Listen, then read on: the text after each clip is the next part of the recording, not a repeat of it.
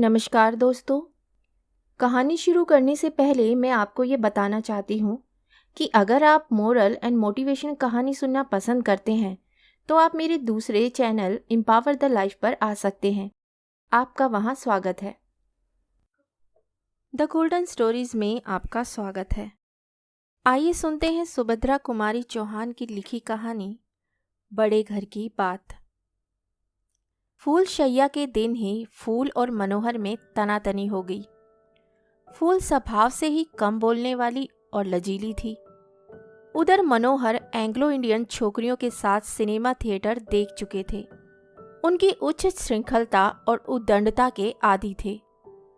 वे सपना देख रहे थे कि उनके कमरे में पैर रखते ही नववधू मुस्कुराती हुई हेलो डार्लिंग कहकर उन्हें बिठाएगी, उनसे घुल घुल कर प्रेम की बातें करेंगी और उन्हें जबरन अपने पास बिठाए रखेगी। वे उठना चाहेंगे तो वह उन्हें उठने ना देगी। लच्छेदार बातों से उन्हें उलझा रखेगी। घड़ी के जाते हुए समय को एनिमी कहकर अफसोस करेगी। ये आशाएं उन्होंने नववधू से इसलिए की थी कि वह मैट्रिक पास थी और उसने अपने छोटे से जीवन के अधिकांश दिन बोर्डिंग हाउस में ही बिताए थे। जिस समय मनोहर फूलों का हार गले में डाले इतर में बसे बसाए अपने कमरे में आए, नववधू फूल लैंप के पास खड़ी चुपचाप एक पुस्तक के पन्ने उलट रही थी।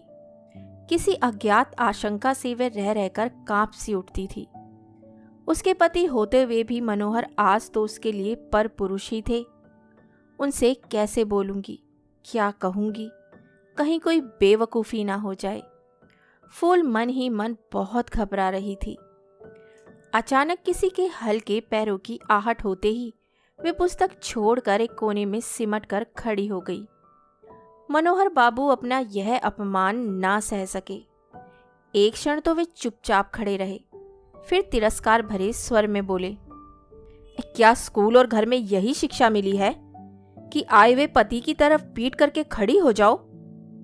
फूल सिहर उठी किंतु कुछ बोली नहीं। मनोहर का पारा और गर्म हो गया। कठोर स्वर में बोले, मैंने तो समझा था पढ़ी लिखी है तो कुछ अकल भी होगी, लेकिन वही गंवार की गंवार। इस पर भी जब वह कुछ ना बोली तो वे झल्लाए उठे और फूल का घूंघट जोर से पीछे से खींच लिया। रेशमी साड़ी थी, मुंह के साथ उसका सिर भी खुल गया। पल्ला पीठ पर आ गिरा। फूल बोली तो कुछ भी नहीं, मगर फौरन ही अपना सिर ढककर कमरे से बाहर हो गई। मनोहर गुस्से से, शक्ल चुड़ैलों की और नखरे परियों के, कहते कहते सीढ़ियों से नीचे उतर गए। फूल चुपचाप आंसू बहाती हुई खड़ी रही।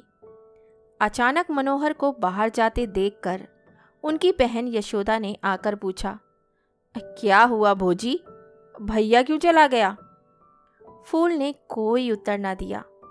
वे अपनी ननंद से, जो उसकी सास की जगह पर थी, कुछ सहानुभूति की आशा रखती थी, मगर यहाँ भी उल्टा हुआ। यशोदा ने फूल को झंझोड़ कर कहा, अब बोलती क्यों नहीं चंडालिन? दो बात भैया से कर लेती तो क्या तेरी जबान घिस जाती? एक वह थी जिसने उसके जी को जला जलाकर उसे आधा कर दिया, अब तू आई है तो तेरे ये लक्षण। अरे आदमी का मिजाज भी देखना पड़ता है, जिसमें खुश रहे वही करना चाहिए, पर आजकल की छोकरियों का मिजाज भी तो 7वें आसमान पर रहता है। फूल आंसू बहाती रही।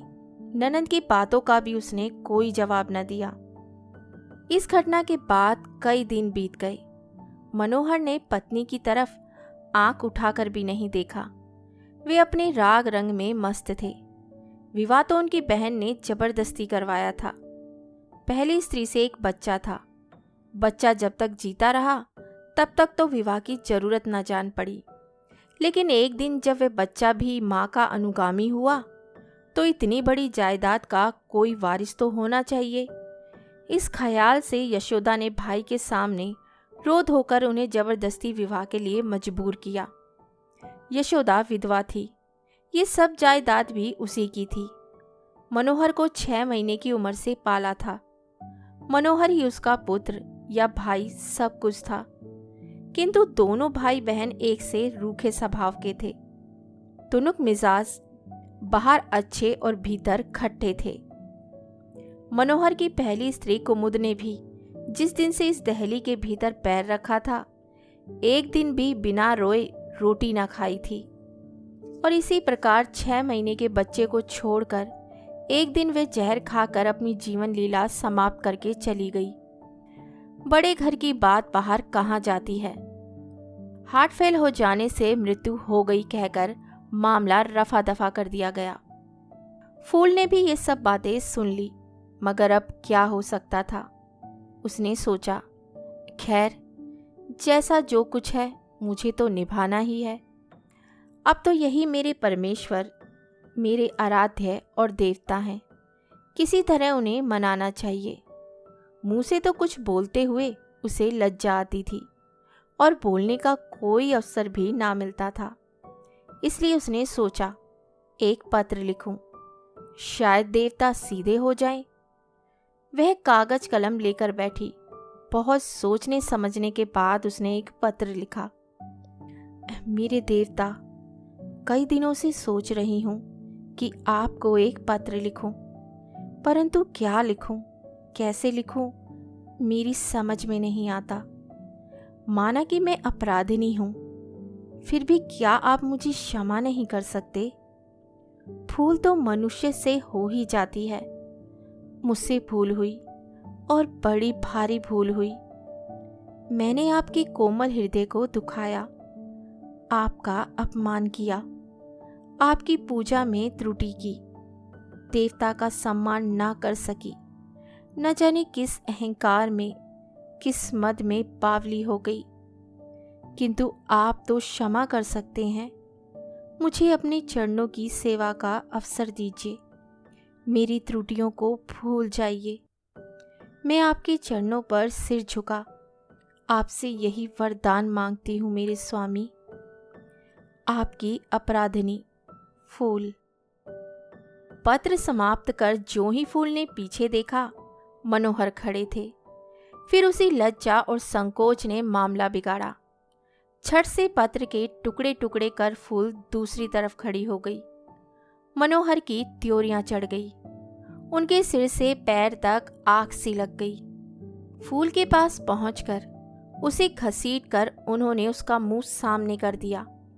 बोले, किसे पत्र लिख रही थी? सच कह, किसे पत्र लिख रही थी? फूल का सारा शरीर कांप रहा था। वह कुछ भी न बोल सकी।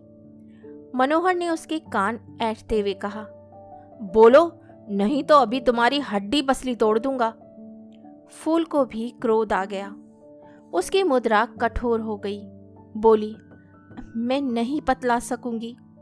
जो कुछ आपको करना हो कर लीजिए। फूल का ये कहना था कि बस मनोहर उसको पीटते चले गए। फूल ने जबान ना हिलाई, मगर वे जब तक बेहोश ना हो गई, मनोहर उसे मारते ही रहे। दूसरे दिन अचानक मोहल्ले भर में ये हवा फैल गई कि मनोहर की दूसरी स्त्री का भी हार्ट फेल हो गया। अर्थी के साथ बहुत से लोग थे जो असली वाक्य से वाकिफ थे, मगर शहर के इतने बड़े और पायदार आदमी के खिलाफ जबान खोलने की हिम्मत किसी में ना थी। मर गई तो मर भी जाने दो, स्त्री ही तो थी, कल तीसरी आ जाएगी। कहानी सुनने के लिए धन्यवाद। तो इसी के साथ मैं आपसे विदा लेती हूँ और कल फिर मिलती हूँ एक नई कहानी के साथ। तब तक के लिए अलविदा।